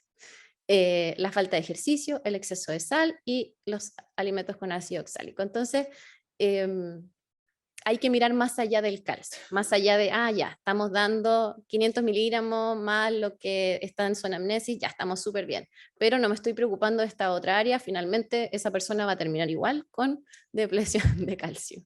Y súper importante recordar que la homeostasis del calcio también depende de que nuestro cuerpo esté funcionando bien, que nuestra tiroides esté funcionando bien, que nuestro intestino esté funcionando bien y de la famosa vitamina D, porque si no hay un nivel de vitamina D adecuado, ese calcio va a ser más mal que bien.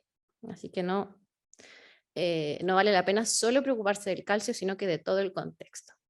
Aún así, también como tablita recordatorio, hay algunos alimentos que son increíblemente ricos en calcio y que de repente olvidamos. Por ejemplo, la albahaca, el sésamo, la amapola, el cochayuyo. El cochayuyo es una alga tan nutritiva, tan mal mirada, tan mal consumida, y aquí vi unas caras de asco cuando dije cochayuyo. Entonces, si uno pone esa cara con el paciente, jamás se le va a comer, menos un adolescente. O sea, al adolescente hay que presentarle todo con harta positividad, ¿ya? A mí tampoco me gusta el cochayuyo, lo voy a reconocer, pero crudo no tiene ni olor y casi no tiene sabor. Entonces, la verdad es que es muy fácil de incorporarlo a la alimentación cuando está crudo, remojado, picadito. ¿Ya? Entonces recuerden esa recomendación para sus pacientes veganos, vegetarianos y no solo ellos, finalmente, si esto es para todos. Si aún así, si revisamos todos los factores, revisamos la anamnesis y por ABC motivo no hay un consumo de calcio adecuado, entonces hay que suplementar. No hay que tenerle miedo a la suplementación, pero tampoco suplementar sin haber hecho el trabajo nutricional. En relación a la vitamina D, como dijo la doctora, como dice la evidencia, como dice mi experiencia, acá sí hay que suplementar porque la gran mayoría de los chilenos estamos con déficit severo. Recordar igual que el sol es importante todos los días, 15 minutos, pero eso es básicamente en verano. Bueno, en Santiago 6 meses, pero en algunas regiones mucho menos, en otras regiones más. Según unos estudios hace un tiempo publicados o sea, no publicados, sino que en una jornada hablaban que solo Arica era una ciudad en donde la gente no tenía deficiencia. De Iquique hacia abajo era global. Y en Iquique hay harto sol, po.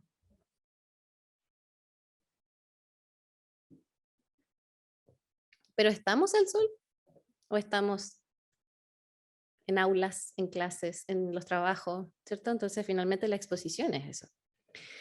Esta es una vitamina D3 vegana que está disponible en Chile. Esta marca es súper buena, tiene diferentes, diferentes suplementación de mucho tipo, y esto entonces se lo podrían indicar, aunque la mayoría de los pacientes, ya sean veganos, vegetarianos, cuando hablamos de nutrientes con deficiencia, son más abiertos a aceptar algo que no sea necesariamente vegano. O sea, con la vitamina D en general, hay muchos tipos de vitamina D, dosis, frecuencias, y en general no he tenido como este rechazo hacia la suplementación en la consulta, al menos. Bueno, esto lo voy a pasar porque la doctora lo habló súper bien.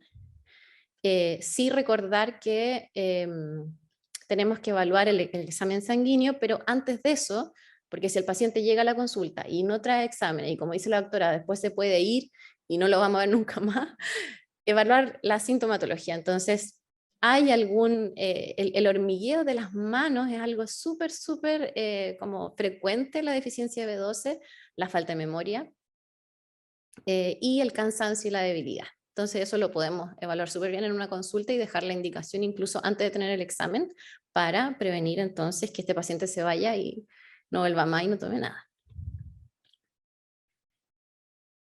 En adolescentes entonces hablamos también de un mínimo de 300, pero como dijo la doctora, siempre lo ideal es tener 500. Muy diferente a los rangos que se usan en los laboratorios, y normalmente las personas que hacen, tengo 200, el rango es de, no sé, 200 a 900, estoy súper bien. Y claro, o sea, está antes de una deficiencia severa, pero súper bien no está. Entonces, analizar bien ese resultado, y la neurobionta es la mejor opción cuando hay deficiencia severa. A pesar de que los requerimientos son muy bajitos, las dosis de suplementación son muy altas. Algunos mitos, para ir terminando: si eres vegetariano perderás masa muscular. Totalmente mito, hay deportistas de alto rendimiento que son veganos. Se pierde capacidad intelectual. La comida vegetariana es cara, es todo lo contrario. De hecho, hay muchos estudios en esta línea que demuestran que es mucho más económico la alimentación basada en plantas. Hay pocas opciones vegetarianas en bares y restaurantes. Eso ha cambiado muchísimo, si bien todavía es escaso, hay que reconocerlo, pero en Santiago, si hablamos hace, no sé, 15 años, hace 10 años, y ahora ha aumentado, se ha triplicado, cuatriplicado la oferta. Así que para allá vamos. ¿Se necesitan muchos suplementos vitamínicos? No, puede que se necesite uno, si todo lo demanda bien. Si no, ya, 2, 3, 4, pero todo va a depender de la alimentación. ¿Es una comida difícil de preparar? No. ¿Hace que nos enfermemos con mayor frecuencia? Todo lo contrario. O sea, eso sí que la evidencia muestra que vas a tener menos riesgo de muchas enfermedades si eliges una alimentación basada en planta. Y aquí 3 datos.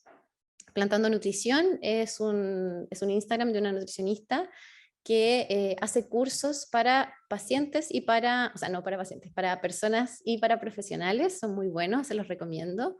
La Sociedad Chilena de Medicina y Nutrición Preventiva, que está basada en medicina del estilo de vida, también está generando toda una red de formación. Y Happy Cow es una aplicación para buscar dentro de como tu ubicación, restaurantes o lugares con productos vegetarianos. Así que son como bien prácticas para los pacientes. A modo de conclusión, entonces, siempre que yo voy a comprar un alimento, aunque sea vegano, revisar los ingredientes. Que sea vegano no es saludable, por lo tanto, revisar la cantidad de azúcar o sal o harinas refinadas, qué sé yo. Y los ingredientes están de mayor a menor, por lo tanto, los primeros 3 son claves. Evitar en lo posible la alta frecuencia de alimentos ultraprocesados. Sabemos que un adolescente va a comer igual alimentos procesados, pero ¿qué tan frecuente? ¿Qué tantas dosis al día? Por supuesto, entonces, favorecer el consumo de vegetales, frutas, semillas, que sí nos van a dar nutrientes de buena calidad, más feria y menos supermercado. Comer sentado, tranquilo, masticar bien y en familia. Los adolescentes muchas veces tragan. Es una cosa así pero impresionante, sobre todo los hombres se pueden comer una olla de comida en 5 minutos y eso es súper malo para el sistema digestivo. La digestibilidad mecánica de la boca es importante para todo lo que pasa después. Por lo tanto, recordar que nadie te está persiguiendo y que, digamos, necesitas ese tiempo de alimentación, y eso va muy de la mano de la alimentación consciente también, que en esta etapa de la vida se puede empezar a perder. Así que muy importante recordarlo. Darnos tiempo de comprar y cocinar nuestra alimentación es nuestra responsabilidad. También pasa mucho en la adolescencia que, si bien ya son grandes, independientes para muchas cosas, para la alimentación es como, ¿qué tomaste de desayuno? Nada, lo que haya. ¿Qué almorzaste? Lo que mi mamá hace. ¿Qué tomaste de once? No sé, o sea, todo como externo. Nada depende de mí. Yo solo decidí ser vegano, pero todo lo demás es lo que el ambiente me da. Y tú no puedes como salir y pecarte una manzana y un plátano. Sí puedo, pero si nadie se lo dice, no lo hacen. Entonces ahí está nuestro rol entonces de educación alimentaria y de mayor autonomía en ese sentido. Cosas súper simples, pero de verdad que marcan la diferencia. Y para terminar, por promocionar el diplomado de nutrición del cual soy parte, que ayer no tengo el afiche actualizado porque recién ayer terminamos, de hecho todavía no contactamos ni a los profes, nada, pero que acá hay una profe ahí sentada.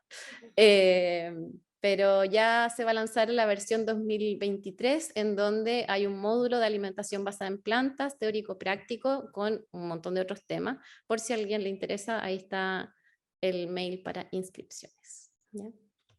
Y muchas gracias.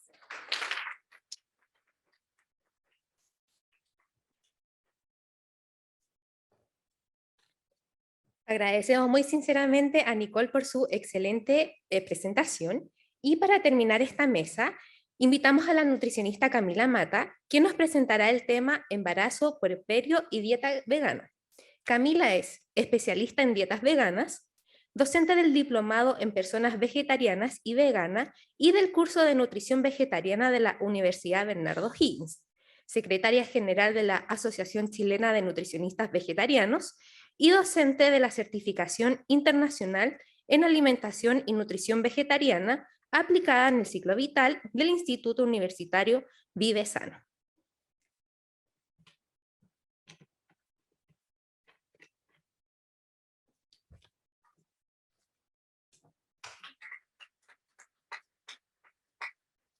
Hola, ¿cómo están? ¿Todos bien? Qué bueno. Yo suelo hablar un poco rápido, así que si consideran que no están entendiendo algo, me interrumpen nomás, ¿ya? Ahí tengo que decirlo. Puede que esté un poquito distraída hoy día porque me enteré hace horas que falleció un amigo, así que sí, heavy, estoy en shock. Así que sobre todo si no entienden bien algo, me preguntan nomás. Bueno, ya. Entonces hoy día vamos a hablar sobre embarazo, puerperio, dieta vegana.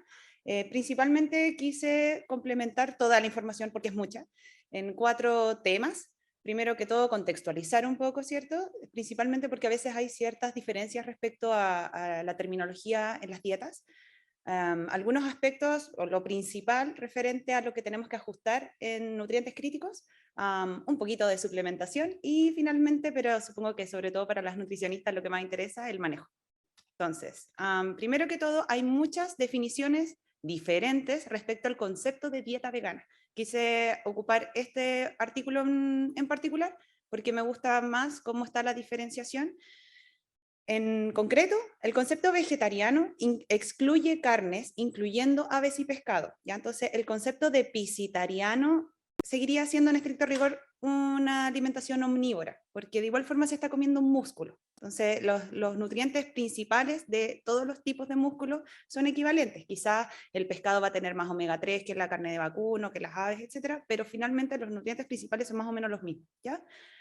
La alimentación vegetariana varía principalmente según cultura. Por ejemplo, en Asia, en India, varios países de Asia y en India en particular, por temas religiosos, por temas culturales, se elige este tipo de alimentación, no necesariamente por temas éticos, por ejemplo, que es a lo que va el veganismo, que es el siguiente punto. Una dieta vegetariana estricta o total es el tipo de alimentación que excluye todo tipo de alimento o proceso que tenga que ver con el uso de animales, porque está dentro de la categoría del veganismo, que es una postura ética. ¿Ya? Entonces ahí ya entramos en un punto diferente. Lo que decía la colega anterior, no porque un alimento sea vegano va a ser saludable, porque el veganismo no apunta a que algo sea saludable o no, ¿ya? Sino que apunta al no usar otras especies animales. Por otra parte, tenemos el concepto de alimentación basada en plantas, que acá se prioriza los alimentos de origen vegetal, pero lo más importante es que tenga un carácter saludable. Entonces, diferencias principales entre dieta vegana y alimentación basada en plantas radican en que la alimentación basada en plantas promueve el consumo de alimentos de origen vegetal, pero no necesariamente excluye los alimentos de origen animal. Ya, por ejemplo, una dieta mediterránea que considera pescados de buena calidad, por ejemplo, el uso de huevos en un consumo moderado, dependiendo del caso, ¿cierto? Podría categorizarse dentro del espectro alimentación basada en plantas, dependiendo de la proporción, ¿ya? En cambio, la dieta vegana es 100% vegetal y no necesariamente es saludable, porque como decía anteriormente, su pilar es la ética. Entonces, lo que decía, como para recalcar un poco más, en una alimentación basada en plantas tenemos variedad de alimentos y las proporciones obviamente van a depender del caso. Acá yo les dejo, bueno, ese ejemplo de ahí es una proporción que hicimos hace bastante tiempo ya. Las porciones son pensadas para personas adultas, sanas, sin complicaciones mórbidas, pero no necesariamente esto es lo que se informa oficialmente en todo el planeta, ya, así que no se queden con eso como referente. Pero a lo que voy con ese gráfico es que en el fondo el objetivo de la alimentación basada en plantas es que sea proporcional, que cumpla con todos los requerimientos. En cambio, una dieta vegana simplemente lo que busca es no ocupar animales. Entonces ahí podemos tener una alimentación basada en donas veganas, papas fritas, Coca-Cola y vamos a cumplir, según el veganismo. Pero en ningún caso eso va a ser un cumplimiento de requerimientos. ¿Qué hay referente a la alimentación basada en plantas como alternativa? En general hay una postura global, hace bastantes años ya, que clasifica la dieta vegetariana en todos sus tipos, obviamente bien planificada y asesorada como una opción saludable y nutricionalmente apropiada en cualquier etapa del ciclo vital. Acá yo les dejé algunas de las organizaciones que respaldan esta postura. Ahora, yéndonos más un poco al contexto de embarazo puerperio. ¿Qué pasa con estos grupos? En primer lugar, tenemos que son grupos de alto riesgo, ¿ya? Por lo tanto, por temas éticos, no podemos hacer estudios muy invasivos. Las muestras sí o sí tienen que ser más pequeñas, los estudios suelen ser descriptivos. Entonces, el tipo de evidencia que vamos a obtener no necesariamente va a ser muy precisa, ¿ya? En segundo lugar, tenemos que, en general, si hablamos de estudios referentes a metabolismo, a nutrición, son conceptos bien complejos de abordar, entonces nuevamente la estadística puede ser muy difícil de interpretar, ¿ya? En tercer lugar, muchas veces hay falta en precisión en los criterios estudiados, lo que les comentaba recién, el hecho de diferenciar una dieta vegana de una dieta basada en plantas, recién ahora se está empezando a clasificar mejor, pero hace 5 o 10 años no estaba tan clara la diferencia. Entonces muchos estudios hablan de dieta vegana, como lo clasifican como dieta vegana, como personas que no comían carne, pero no necesariamente era el mismo patrón saludable versus el grupo control, por ejemplo. ¿Se entiende? Y en cuarto, pero personalmente considero que es igual o quizás más importante, es que existen diferencias significativas importantísimas según el contexto social. Si hacemos un estudio en India, es un contexto social, económico, personal totalmente diferente al contexto que podemos encontrar, por ejemplo, en Noruega o en Estados Unidos. Entonces, el acceso a la información, la disponibilidad a los alimentos, la solvencia económica, por ejemplo, son factores muy importantes al momento de el poder llevar una alimentación saludable, independiente del tipo. Entonces, vamos ya un poco de lleno a lo que es ajustes nutricionales. Según el Physicians Committee for Responsible Medicine, solamente hay un nutriente que en el grupo vegetariano independiente del tipo debemos hacer un ajuste, que son las proteínas. Básicamente por la digestibilidad de este nutriente, por el tipo de alimentos que vamos a consumir, puede ser que la proteína se vea un poco más afectada, ¿ya? Todos los demás requerimientos son los mismos. Ahora, la forma en la que vamos a llegar al cumplimiento de esos requerimientos puede requerir ciertas técnicas, ¿cierto? Pero los requerimientos en sí son los mismos, salvo proteína. Referente a la ganancia de peso materno, las adecuaciones son exactamente las mismas. Si se fijan, los criterios para considerar ganancia de peso y el incremento de peso también van a depender según el IMC, que es la norma que tenemos actual. No estoy diciendo con esto que sea la ideal, pero es lo que tenemos y es lo que se acepta, ¿ya?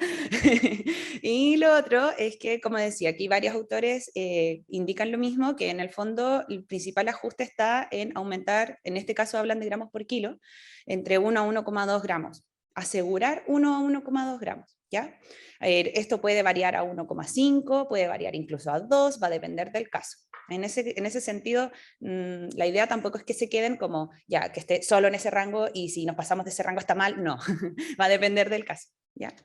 Acá nuevamente dejarles el gráfico de que en el fondo los requerimientos de energía son los mismos. El primer trimestre es exactamente igual a una persona no embarazada, segundo trimestre aumentará alrededor de 350 calorías y el tercer trimestre ya 450 calorías. Esto es muy importante que tengamos el alcance de considerar la factibilidad de cumplir esto, ¿ya? Porque muchas veces en un tercer trimestre estamos hablando de 2.000, 2.500 calorías fácil y no siempre se puede cumplir, porque la persona ya está acostumbrada a comer, no sé, 1.800, por ejemplo. Entonces no tiene mucho sentido que obliguemos o presionemos a que coma más de lo que puede tolerar, ¿ya?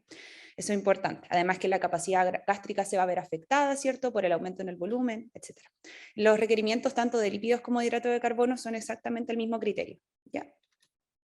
Respecto al periodo de lactancia, tenemos que no existen modificaciones adicionales, salvo en comparación a la persona no embarazada, sería conveniente los primeros 6 meses aumentar alrededor de 500 calorías al día.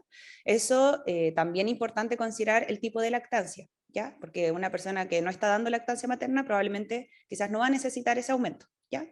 Y los siguientes 6 meses, que en el fondo es cuando en teoría empezamos el proceso de alimentación complementaria, empezaríamos a reducir un poco las calorías progresivamente, ¿ya? Eso también va a depender un poco de cómo sea la alimentación del bebé.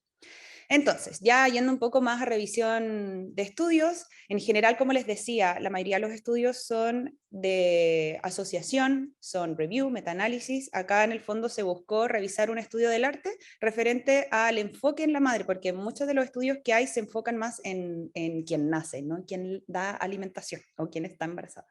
Acá, bueno, varias limitaciones. En primer lugar, cada uno de los estudios consideró datos heterogéneos, datos inconsistentes, por lo tanto no era muy comparable los resultados entre estudios. Muchos de estos estudios fueron realizados en países en desarrollo, donde la realidad es muy diferente, por ejemplo, acá en Chile.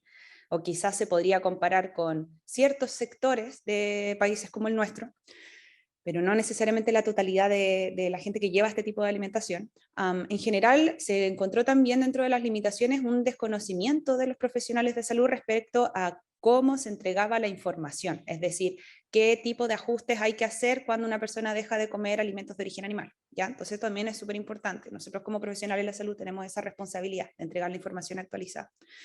Y bueno, también la evidencia no respaldaba que la alimentación vegetariana fuese causa directa de malnutrición.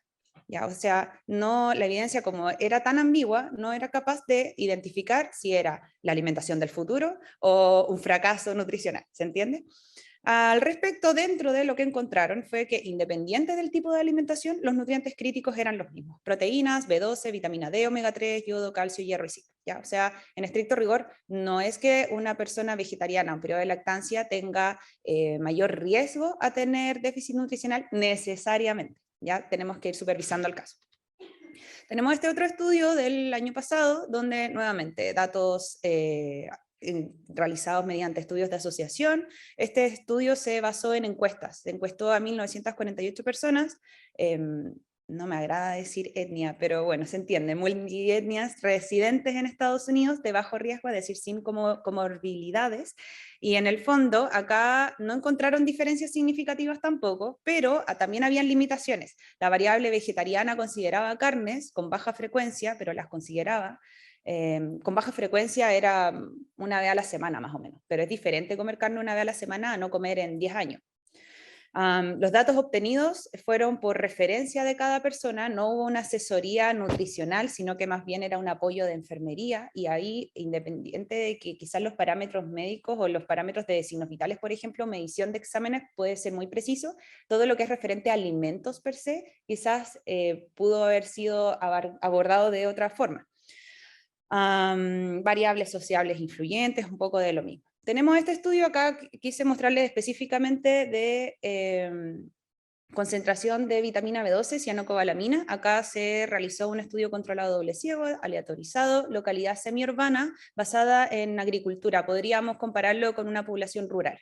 Población migrante principalmente. ¿Ya? La muestra fue de 800 personas y ocupó una muestra entre las menos de 15 semanas gestacionales hasta los 6 meses posparto, sin comorbilidades ni anemia. ¿Ya? Al respecto, solamente el 2% de la muestra era vegetariana. Y si se fijan, el 77% de la muestra consideró una concentración de cobalamina menor a 338 picogramos por ml. ¿Qué significa esto?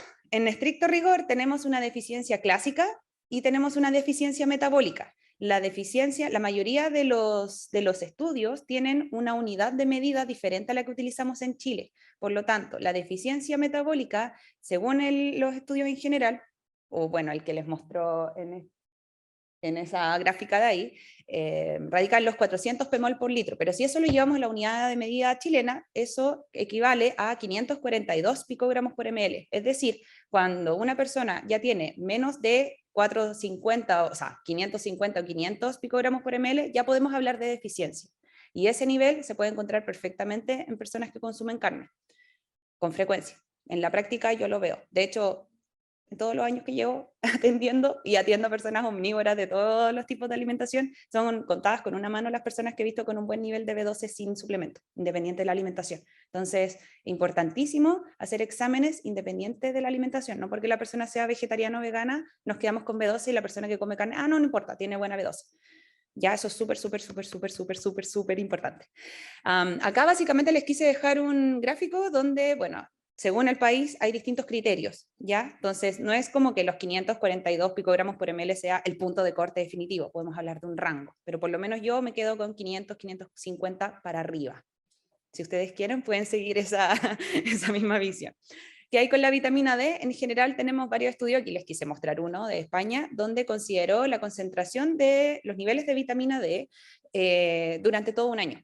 Si se fijan, la concentración de vitamina D va a influir principalmente por la exposición al sol.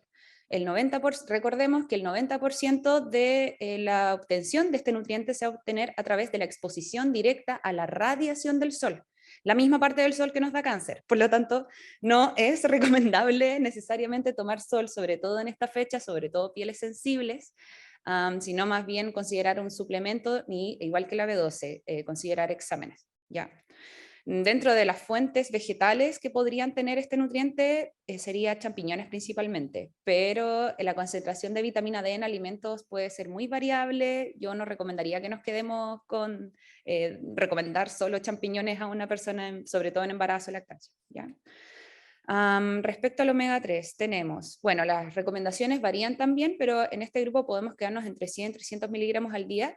La tasa de conversión de ácido, siempre se me olvida la sigla, alfa-linolénico, a EPA y DHA varía entre un 5 y un 8%. Si consideramos la tabla que les dejo acá, en el fondo, el principal aporte de origen de alimentos de origen vegetal sería el aceite de chía o de linaza. Al respecto les puse el ejemplo de que la concentración de ALA en una cucharada de aceite de linaza, alrededor de 14 gramos más o menos, o 10 ml, sería de 8 gramos de ALA. Si eso lo convertimos a DHA, daría alrededor de 400 miligramos. Ahora, en estos grupos, considerando que el consumo de alimentos puede ser muy variable, el consumo de semilla molida, como tenemos que consumirla para mejorar la biodisponibilidad de este nutriente, puede ser muy relativo por motivos diversos. Yo por lo menos prefiero asegurarme en estos grupos con un suplemento de omega 3. ¿Ya? Y en el caso de que la persona, por los motivos que sea, no pueda acceder al suplemento, haría mucho énfasis en priorizar aceites de chía o de linaza, porque el uso de la semilla son alrededor de 3 cucharadas soperas de semilla que tendríamos que comer al día para cubrir un requerimiento estimado similar a lo que se recomienda, pero esa semilla tiene que ser molida, idealmente en preparaciones crudas, ¿cierto? No exponer al calor, porque este nutriente es termosensible y fotosensible. Ya son muchas reglas. Con un solo nutriente en una persona que está en un contexto donde hay malestar, hay poca energía generalmente, ¿ya? Y cuando ya está en periodo de lactancia no hay tiempo, o sea, apenas tiene tiempo de comer, le vamos a estar diciendo que muela todos los días la semilla, quizás mejor un aceite, ¿cierto? Al respecto, en general, no hay suficiente evidencia que indique de que los alimentos de origen animal, o sea, el DHA proveniente de origen animal tenga mejores resultados que el de origen vegetal. Estoy hablando en suplementos, ¿ya? Quizás desde alimentos podría haber un poco más de dificultad considerando la concentración de fibra. Por eso es importante moler. Yodo. Este estudio realizado hace 2 añitos atrás demostró que en el fondo, independiente de la alimentación, el uso de suplemento en este grupo fue relevante o fue decisivo para cumplir el requerimiento, ¿ya? La línea roja no punteada sería el requerimiento del país. Y solamente el grupo que consumía pescado, que usaba suplemento, logró cumplir apenas el requerimiento de ese país. Ahora, consideraciones importantes de este estudio: no hubo detalle de la alimentación. En general, las tablas nutricionales a nivel mundial no indican el aporte de yodo, por lo tanto no tenemos idea de cuánto yodo hay en qué alimentos. Asumimos que están en alimentos marinos, pero en la actualidad, como está el mar y bueno, para que voy a entrar en detalle. En general, tampoco asociaron conocimientos previos respecto a la concentración de yodo. O sea, no se estudió si las personas sabían, por ejemplo, cómo obtener yodo de mejor forma. Por lo tanto, eso también influiría directamente en la elección de alimentos. Y otro alcance muy importante es que en este país en particular, la fortificación de yodo equivale a 5 microgramos por gramo, que es bastante poco si lo comparamos con Chile. Otro estudio, también de yodo, a concentración en embarazo y 6, 12 y 18 meses posparto. Nuevamente, si bien hubo ciertas diferencias, ninguna cumplió con los requerimientos. Entonces el yodo también sería un nutriente importante a considerar en estos grupos, ¿ya? Acá les quise dejar un mini resumen referente al yodo. Requerimientos: en embarazo 220 microgramos de yodo al día, en lactancia 290, estos son los requerimientos en Chile. Si se fijan, les dejé también la fortificación de yodo en la sal en distintos países. Entonces, claro, si comparamos Países Bajos, donde los 2,5 gramos de sal, que es como la recomendación máxima para personas hipertensas, ¿cierto? Que sería una recomendación segura, aporta 12,5 microgramos de yodo, que es nada. En Chile tenemos un aporte mucho mayor. Y entonces, aquí, específicamente, quizás no necesariamente tenemos que suplementar con yodo, ¿ya? Tenemos que observar el consumo de sal yodada. Entonces, en grupos veganos, sobre todo personas que por motivos más asociados a la salud, no tengo paper que demuestre esto, no tengo artículo que demuestre esto, pero no tengo dudas. En general, las pacientes que he atendido que buscan una alimentación saludable basada en plantas, por ejemplo, con cierta, ¿cómo lo digo? Como por ejemplo Krishna, o personas que hacen mucho yoga, personas que están como en una postura más espiritual, suelen buscar sal natural, o por ejemplo en Ayurveda, que es medicina tradicional india, o ¿cómo se llama? Esta macrobiótica, que es medicina tradicional china, alimentación tradicional china. Generalmente recomiendan evitar la sal yodada, prácticamente que la sal yodada es un demonio.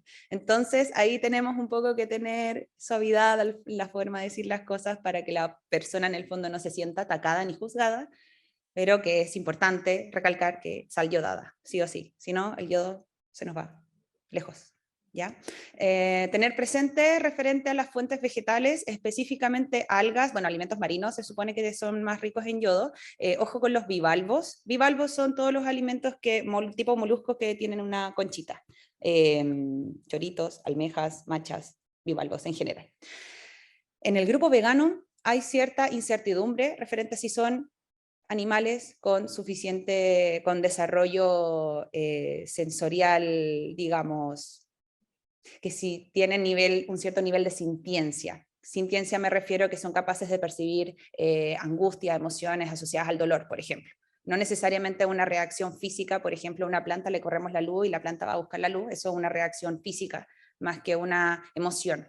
¿Ya? Entonces, como no hay claridad en eso, mucha gente vegana no come bivalvos. Entonces, ahí también alcance de que quizás no ofrecer este tipo de alimentos a personas que son veganas.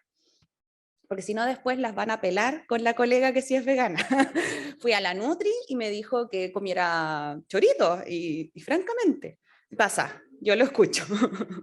¿Qué hay con la colina? Bueno, instituciones internacionales sugieren una recomendación de 450 miligramos de colina al día y de 550 miligramos de colina para el periodo de lactancia. Al respecto, por lo menos en Estados Unidos, hay una prevalencia importante de personas con déficit, ¿ya? Y esto independiente de la alimentación. El artículo que les dejo acá es un artículo, bueno, acá ojo también al momento de revisar evidencia, ¿ya? Porque, por ejemplo, este estudio, así como varios estudios que respaldan el consumo del huevo, están financiados por la industria del huevo. Financiado la exposición, el traslado, todo, entonces ahí ya hay un poco de, por lo menos yo personalmente sospecho un poco.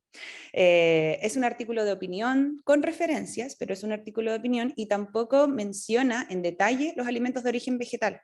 Hace hincapié en los alimentos de origen vegetal, o sea, de origen animal, y los de origen vegetal es como, los alimentos de origen vegetal no aportan suficiente colina. Entonces, personalmente creo que si vamos a hablar de un nutriente tenemos que considerar todas las fuentes, independiente de solo las que son más ricas en, porque actualmente estamos en una realidad donde las personas tienen distintos motivos para seguir distintas alimentaciones. Nuevamente, como profesionales de salud nos tenemos que adaptar y tener toda la información, no solo quedarnos con los más ricos en. ¿Ya? Acá hay otro estudio que comparó 3 patrones alimentarios. El primero principalmente basado en alimentos de origen animal, el segundo basado en consumo de frutas, achicoria, verduras, otras verduras que no mencionaban cuáles, cereales, no mencionaban cuáles, pan y un bajo consumo de carne y de hígado. Y el tercer grupo, alto consumo de pan, arroz y comida procesada principalmente. Fue una encuesta certificada con una muestra de 1.638 personas, edad promedio 30 años, nacidas en Europa, empleadas con un nivel de educación terciario, es decir, universitario. El uso de suplementos pre y durante el embarazo fue solamente de un 8%. Y si bien los 3 grupos, ninguno de los 3 grupos logró obtener una concentración suficiente de colina, el primer grupo tuvo un aporte mayor. Y eso que el primer grupo consideraba hígado, carne, pescado, huevos. Entonces, ahí también importante de pronto revisar a nivel mundial, no nosotras aquí, los requerimientos. Quizás estamos inflando demasiado los requerimientos y no es necesario. Bueno, acá les dejo una tablita de resumen de alimentos de origen vegetal que tienen aportes de colina. Estas son todos los aportes que yo les muestre son de la USDA, ¿ya? Y son miligramos de colina por 100 gramos de alimento. Si bien no van a ser los mismos aportes que la carne o el hígado, si se fijan, los alimentos que van a tener mayor concentración de colina son legumbres y soya. Así que alimento clave, clave, clave, clave. Calcio. Les preferí dejar fuentes vegetales ricas en calcio y acá es importante también considerar la biodisponibilidad. Ya vamos a encontrar la mayor biodisponibilidad en coles, con coles me refiero a brócoli, coliflor, repollo, etc. Kale, bok choy, para quienes no conocen estas verduras, son principalmente originarias de Asia, pero hace ya varios años que están comercializándose en Chile. Alimentos fortificados, ahora ojo con los alimentos fortificados, porque por lo menos en Chile tenemos el tema de que la mayoría tienen mucho edulcorante o azúcar, y ahí tenemos otro riesgo, sobre todo si la embarazada o la persona en lactancia está con, por ejemplo, glicemias muy altas. ¿Ya? El tofu también sería un alimento clave aquí. ¿ya? Si se fijan, biodisponibilidad moderada, ahí recién tenemos los lácteos, las legumbres, frutos secos, semillas, frutas secas, dice acá. ¿Cómo mejoramos biodisponibilidad, por lo menos de los alimentos vegetales? Molienda de los frutos secos y semillas, remojo de las legumbres, eliminar el agua de remojo y cocer con agua limpia, y en el caso de que la digestión sea un poco más sensible, de pronto incluso moler legumbres, cremas de legumbres. Mejoramos, promovemos una mayor ingesta porque una textura líquida permite que la ingesta sea más concentrada. Podemos fortificar con otros nutrientes si es necesario, pero ahí serían las estrategias. Espinaca, selga, pésima biodisponibilidad por el nivel de oxalatos. Ahí lo que podemos hacer es exponer estas hojas en agua caliente, no necesariamente hervir, pero sí en agua caliente, y eliminar esa agua de remojo para que el oxalato en el fondo se elimine con el agua. Pero en ningún caso va a ser alimento rico en calcio, ¿ya? Este estudio comparó concentración de diferentes exámenes asociados al hierro en grupo vegetariano y no vegetariano. En India, el 94%, el 76% del grupo vegetariano presentó una hemoglobina menor a 10, es bajísimo. Entonces, claramente un grupo vegetariano, según este contexto, va a tener menor nivel de hierro, pero si estamos viendo el año, el lugar, y que en India, por temas culturales, la base de la alimentación de la gente está enfocada en granos y en ghee. Para quienes no sepan, el ghee es una mantequilla clarificada que se utiliza como alimento sagrado en Ayurveda, que es medicina tradicional india, ¿ya? Pero es mantequilla, entonces no tenemos ningún alimento rico en hierro principalmente en este contexto, entonces claramente vamos a tener déficit de hierro. Alimentos ricos en hierro de origen vegetal. Para el año 2000 el Institute of Medicine recomendaba aumentar 1.8 veces el requerimiento tradicional, ¿ya? Pero ya en 2018 Pollack establece que se puede cubrir perfectamente con dietas sobre o desde 2000 calorías. Entonces, aquí es importante hacer una buena anamnesis para verificar si podemos asegurar este nutriente desde la primera sesión. Si la persona no consume este tipo de alimentos o consume mucho té, café, infusiones con taninos, o por motivos que sea no consume una cantidad energética suficiente, 1800, 1600 por ejemplo, va a ser un poco difícil asegurar hierro. Y bueno, tenemos también la norma que dice que en embarazo sí o sí suplementamos, ¿cierto? Zinc. Nuevamente, un metaanálisis. Estos son estudios más o menos antiguos, lo sé, pero en general solamente un estudio del 81 cumplió con el requerimiento. Entonces, nuevamente, igual que los demás nutrientes, no hay diferencias significativas. La idea es asegurar fuentes ricas en zinc y mantener la recomendación usual, no recomendar más zinc que una persona no vegetariana. Fuentes vegetales, la principal dificultad de absorción con este nutriente, igual que el hierro y el calcio, sería el ácido fítico. Entonces, las mismas técnicas que les comenté anteriormente para asegurar biodisponibilidad. Y en general, este nutriente en particular, junto con el hierro, son problemas de políticas públicas. Entonces, muchos gobiernos han optado por fortificar alimentos, como pastas en este caso, para asegurar estos nutrientes, ¿ya? Que son un problema a nivel nacional. Lactancia materna, acá les quise mostrar un artículo que en el fondo demostró de que muestra vegetariana y vegana presentó una menor concentración de grasa saturada, pero también y una mayor concentración de ALA, ¿ya? Entonces, podría haber en la lactancia materna cierta diferencia respecto a la calidad de las grasas. No necesariamente esto es un problema. Acá hay otro estudio que comparó también calidad de grasas, la muestra es un poco pequeña, ¿cierto?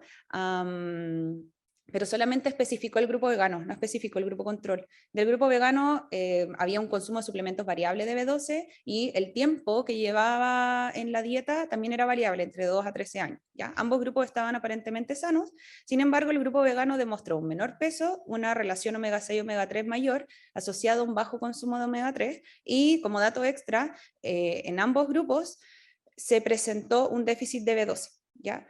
Ahora, respecto al peso y respecto a la calidad de las grasas, ¿sería necesariamente malo, les pregunto, como para que lo analicen después, que haya una menor concentración de grasas considerando que somos uno de los países con mayor obesidad a nivel mundial? Quizás no es tan terrible. y de pronto podemos hacer mayor educación en fortalecer el consumo o promover la ingesta de grasas de buena calidad, más que satanizar la alimentación basada en plantas como que te vas a desnutrir o algo así. Varios autores que demuestran déficit de de vitamina B12 en lactancia materna. Entonces, nuevamente, acá contexto, población rural, irregularidades en la dieta, nivel socioeconómico más bien bajo, importantísimo hacer el alcance de que la B12 es un nutriente muy importante, ¿ya? Independiente de la alimentación. Otro estudio de la colina, pero esta vez en lactancia materna. No encontraron diferencias significativas entre grupos, ¿ya? Entonces, si bien la colina es un nutriente importante a considerar, no es algo que excluya a la gente omnívora. Todas las personas debiesen considerar este nutriente como crítico. Me pasé en el tiempo, lo siento, ya voy a ir más rápido, muy rápido. O quizás voy a saltar esto porque son un poco de lo mismo. Lactancia materna, nuevamente otros estudios, nuevamente déficit, sin diferencias significativas, comparaciones entre grupos veganos, vegetarianos y no vegetarianos. Referente a suplementos. Acá les dejo, bueno, este estudio en particular se los recomiendo mucho, sobre todo si quieren atender este tipo de pacientes, porque en el fondo es como una especie de guía sobre qué suplementos dar según nivel de déficit, dosis de mantención. En el caso de la B12, acá tenemos ejemplos de marcas de suplementos de B12 para personas veganas, ¿ya? Tenemos formatos para mantención, que son, en general en Chile, por norma, el concepto de suplemento considera 12 microgramos. No va a ser suficiente para un tratamiento, ¿ya? Para tratar déficit. Por eso les dejo el alcance de que para tratamientos es importante asegurar suplementos concentrados. En el caso de la vitamina D, tenemos todas esas marcas que consideran vitamina D3 vegana, ¿ya? Vitamina D2 se las recomiendo solo para mantención, porque por lo menos en mi experiencia no sirve para déficit. Omega 3, marcas que son veganas. Acá, bueno, y las sugerencias de ese estudio también está, se los sugiero si lo quieren revisar, como para que complementen los aportes de suplementos. En el caso del yodo, la Asociación Americana de Tiroides recomienda un suplemento de 150 microgramos de yodo, ¿ya? Pero el contexto en Estados Unidos es que el consumo de yodo, o sea, de sal, viene principalmente de alimentos procesados. Entonces, la biodisponibilidad del yodo es diferente a consumir sal yodada, ¿ya? Así que acá no necesariamente tenemos que seguir esa recomendación, sino que revisar, ¿ya? Manejo nutricional. Todos los alimentos tienen todos los nutrientes. Lo que tenemos que considerar es la proporción, ¿ya? Obviamente hay algunos que van a tener prácticamente nada de ciertos nutrientes, pero lo importante siempre aquí es complementar y ajustar eso a las posibilidades de cumplir esos requerimientos. Acá les quise dejar un ejemplo de minuta, pero lo voy a pasar en función del tiempo. Acá les dejo ideas. Bueno, estas son cositas que son de mi Instagram. Son comiditas, ideas. Por ejemplo, formas de incluir legumbres, tofu en las comidas. No necesariamente tenemos que quedarnos con el típico guiso. Por ejemplo, ese cheesecake rosadito es básicamente, se puede hacer con tofu. El tofu no necesariamente tenemos que usarlo en preparaciones saladas, sino que podemos, como no tiene sabor a nada, podemos utilizarlo en postres también. Y sobre todo en embarazo, lactancia, gente primeriza, por ejemplo, que hay mucha ansiedad, la ansiedad está vinculada al sabor dulce. Entonces es mucho más factible que logremos adherencia con recetitas dulces, pero con ingredientes naturales, sin necesidad de utilizar azúcar. Prácticamente todos los postres veganos incluyen dátiles o pasas. La pasa la podemos dejar remojando, hacemos una especie de sirup, como una miel, dependiendo cuánta agua agreguemos, podemos dejar hasta un manjar. Y la pasa, si bien por sí sola tiene un sabor bien fuerte, cuando la agregamos de esta forma, podemos obtener dulce de fruta, sin azúcar ni endulzante, ¿ya? Entonces, en general, importantísimo, empatía y apoyo con cada caso, ¿ya? No sacamos nada con imponer nuestras visiones personales si la persona va a seguir con una postura, sobre todo si el veganismo está detrás de su decisión, ¿ya? Asegurar el consumo de alimentos potencialmente nutritivos, educar en técnicas que mejoren biodisponibilidad, especial atención al consumo de infusiones con taninos para asegurar biodisponibilidad, sal yodada, alimentos ricos en omega 3 o recomendar suplementación y siempre B12 y vitamina D, pero recuerden siempre verifiquemos con exámenes, ¿ya? En resumen, para cerrar, es súper importante entender las variaciones en la dieta vegana, entender bien el contexto por qué, sobre todo si atienden pacientes, el por qué la persona está acudiendo a ustedes, por qué quiere llevar una alimentación basada en plantas, o si quiere ser vegano, por ejemplo, no le interesa la salud. Entonces, una persona que es vegana tenemos que emplear especial atención, por ejemplo, a exámenes y quizás cumplir suplementos, para asegurarnos que por lo menos lo básico va a estar. En cambio, una persona que busca una alimentación más saludable, podemos jugar más con técnicas culinarias, por ejemplo, indagar más en eso. Eso no quiere decir que no prestemos atención a los suplementos, ¿ya? Supervisar los mismos nutrientes, no porque sea vegana o vegetariana, o sea, no porque sea omnívora, perdón, y consuma carne de vez en cuando o pescado, vamos a asumir que tiene un buen nivel de B12, de vitamina D, ¿ya? Y bueno, siempre sugiero agregar, sobre todo en consulta ambulatoria, entregar herramientas. Nunca está de más un recetario o un par de links de recetas clave para que la persona, sobre todo si está empezando, pueda llevar esta adherencia de mejor forma. Muchas gracias.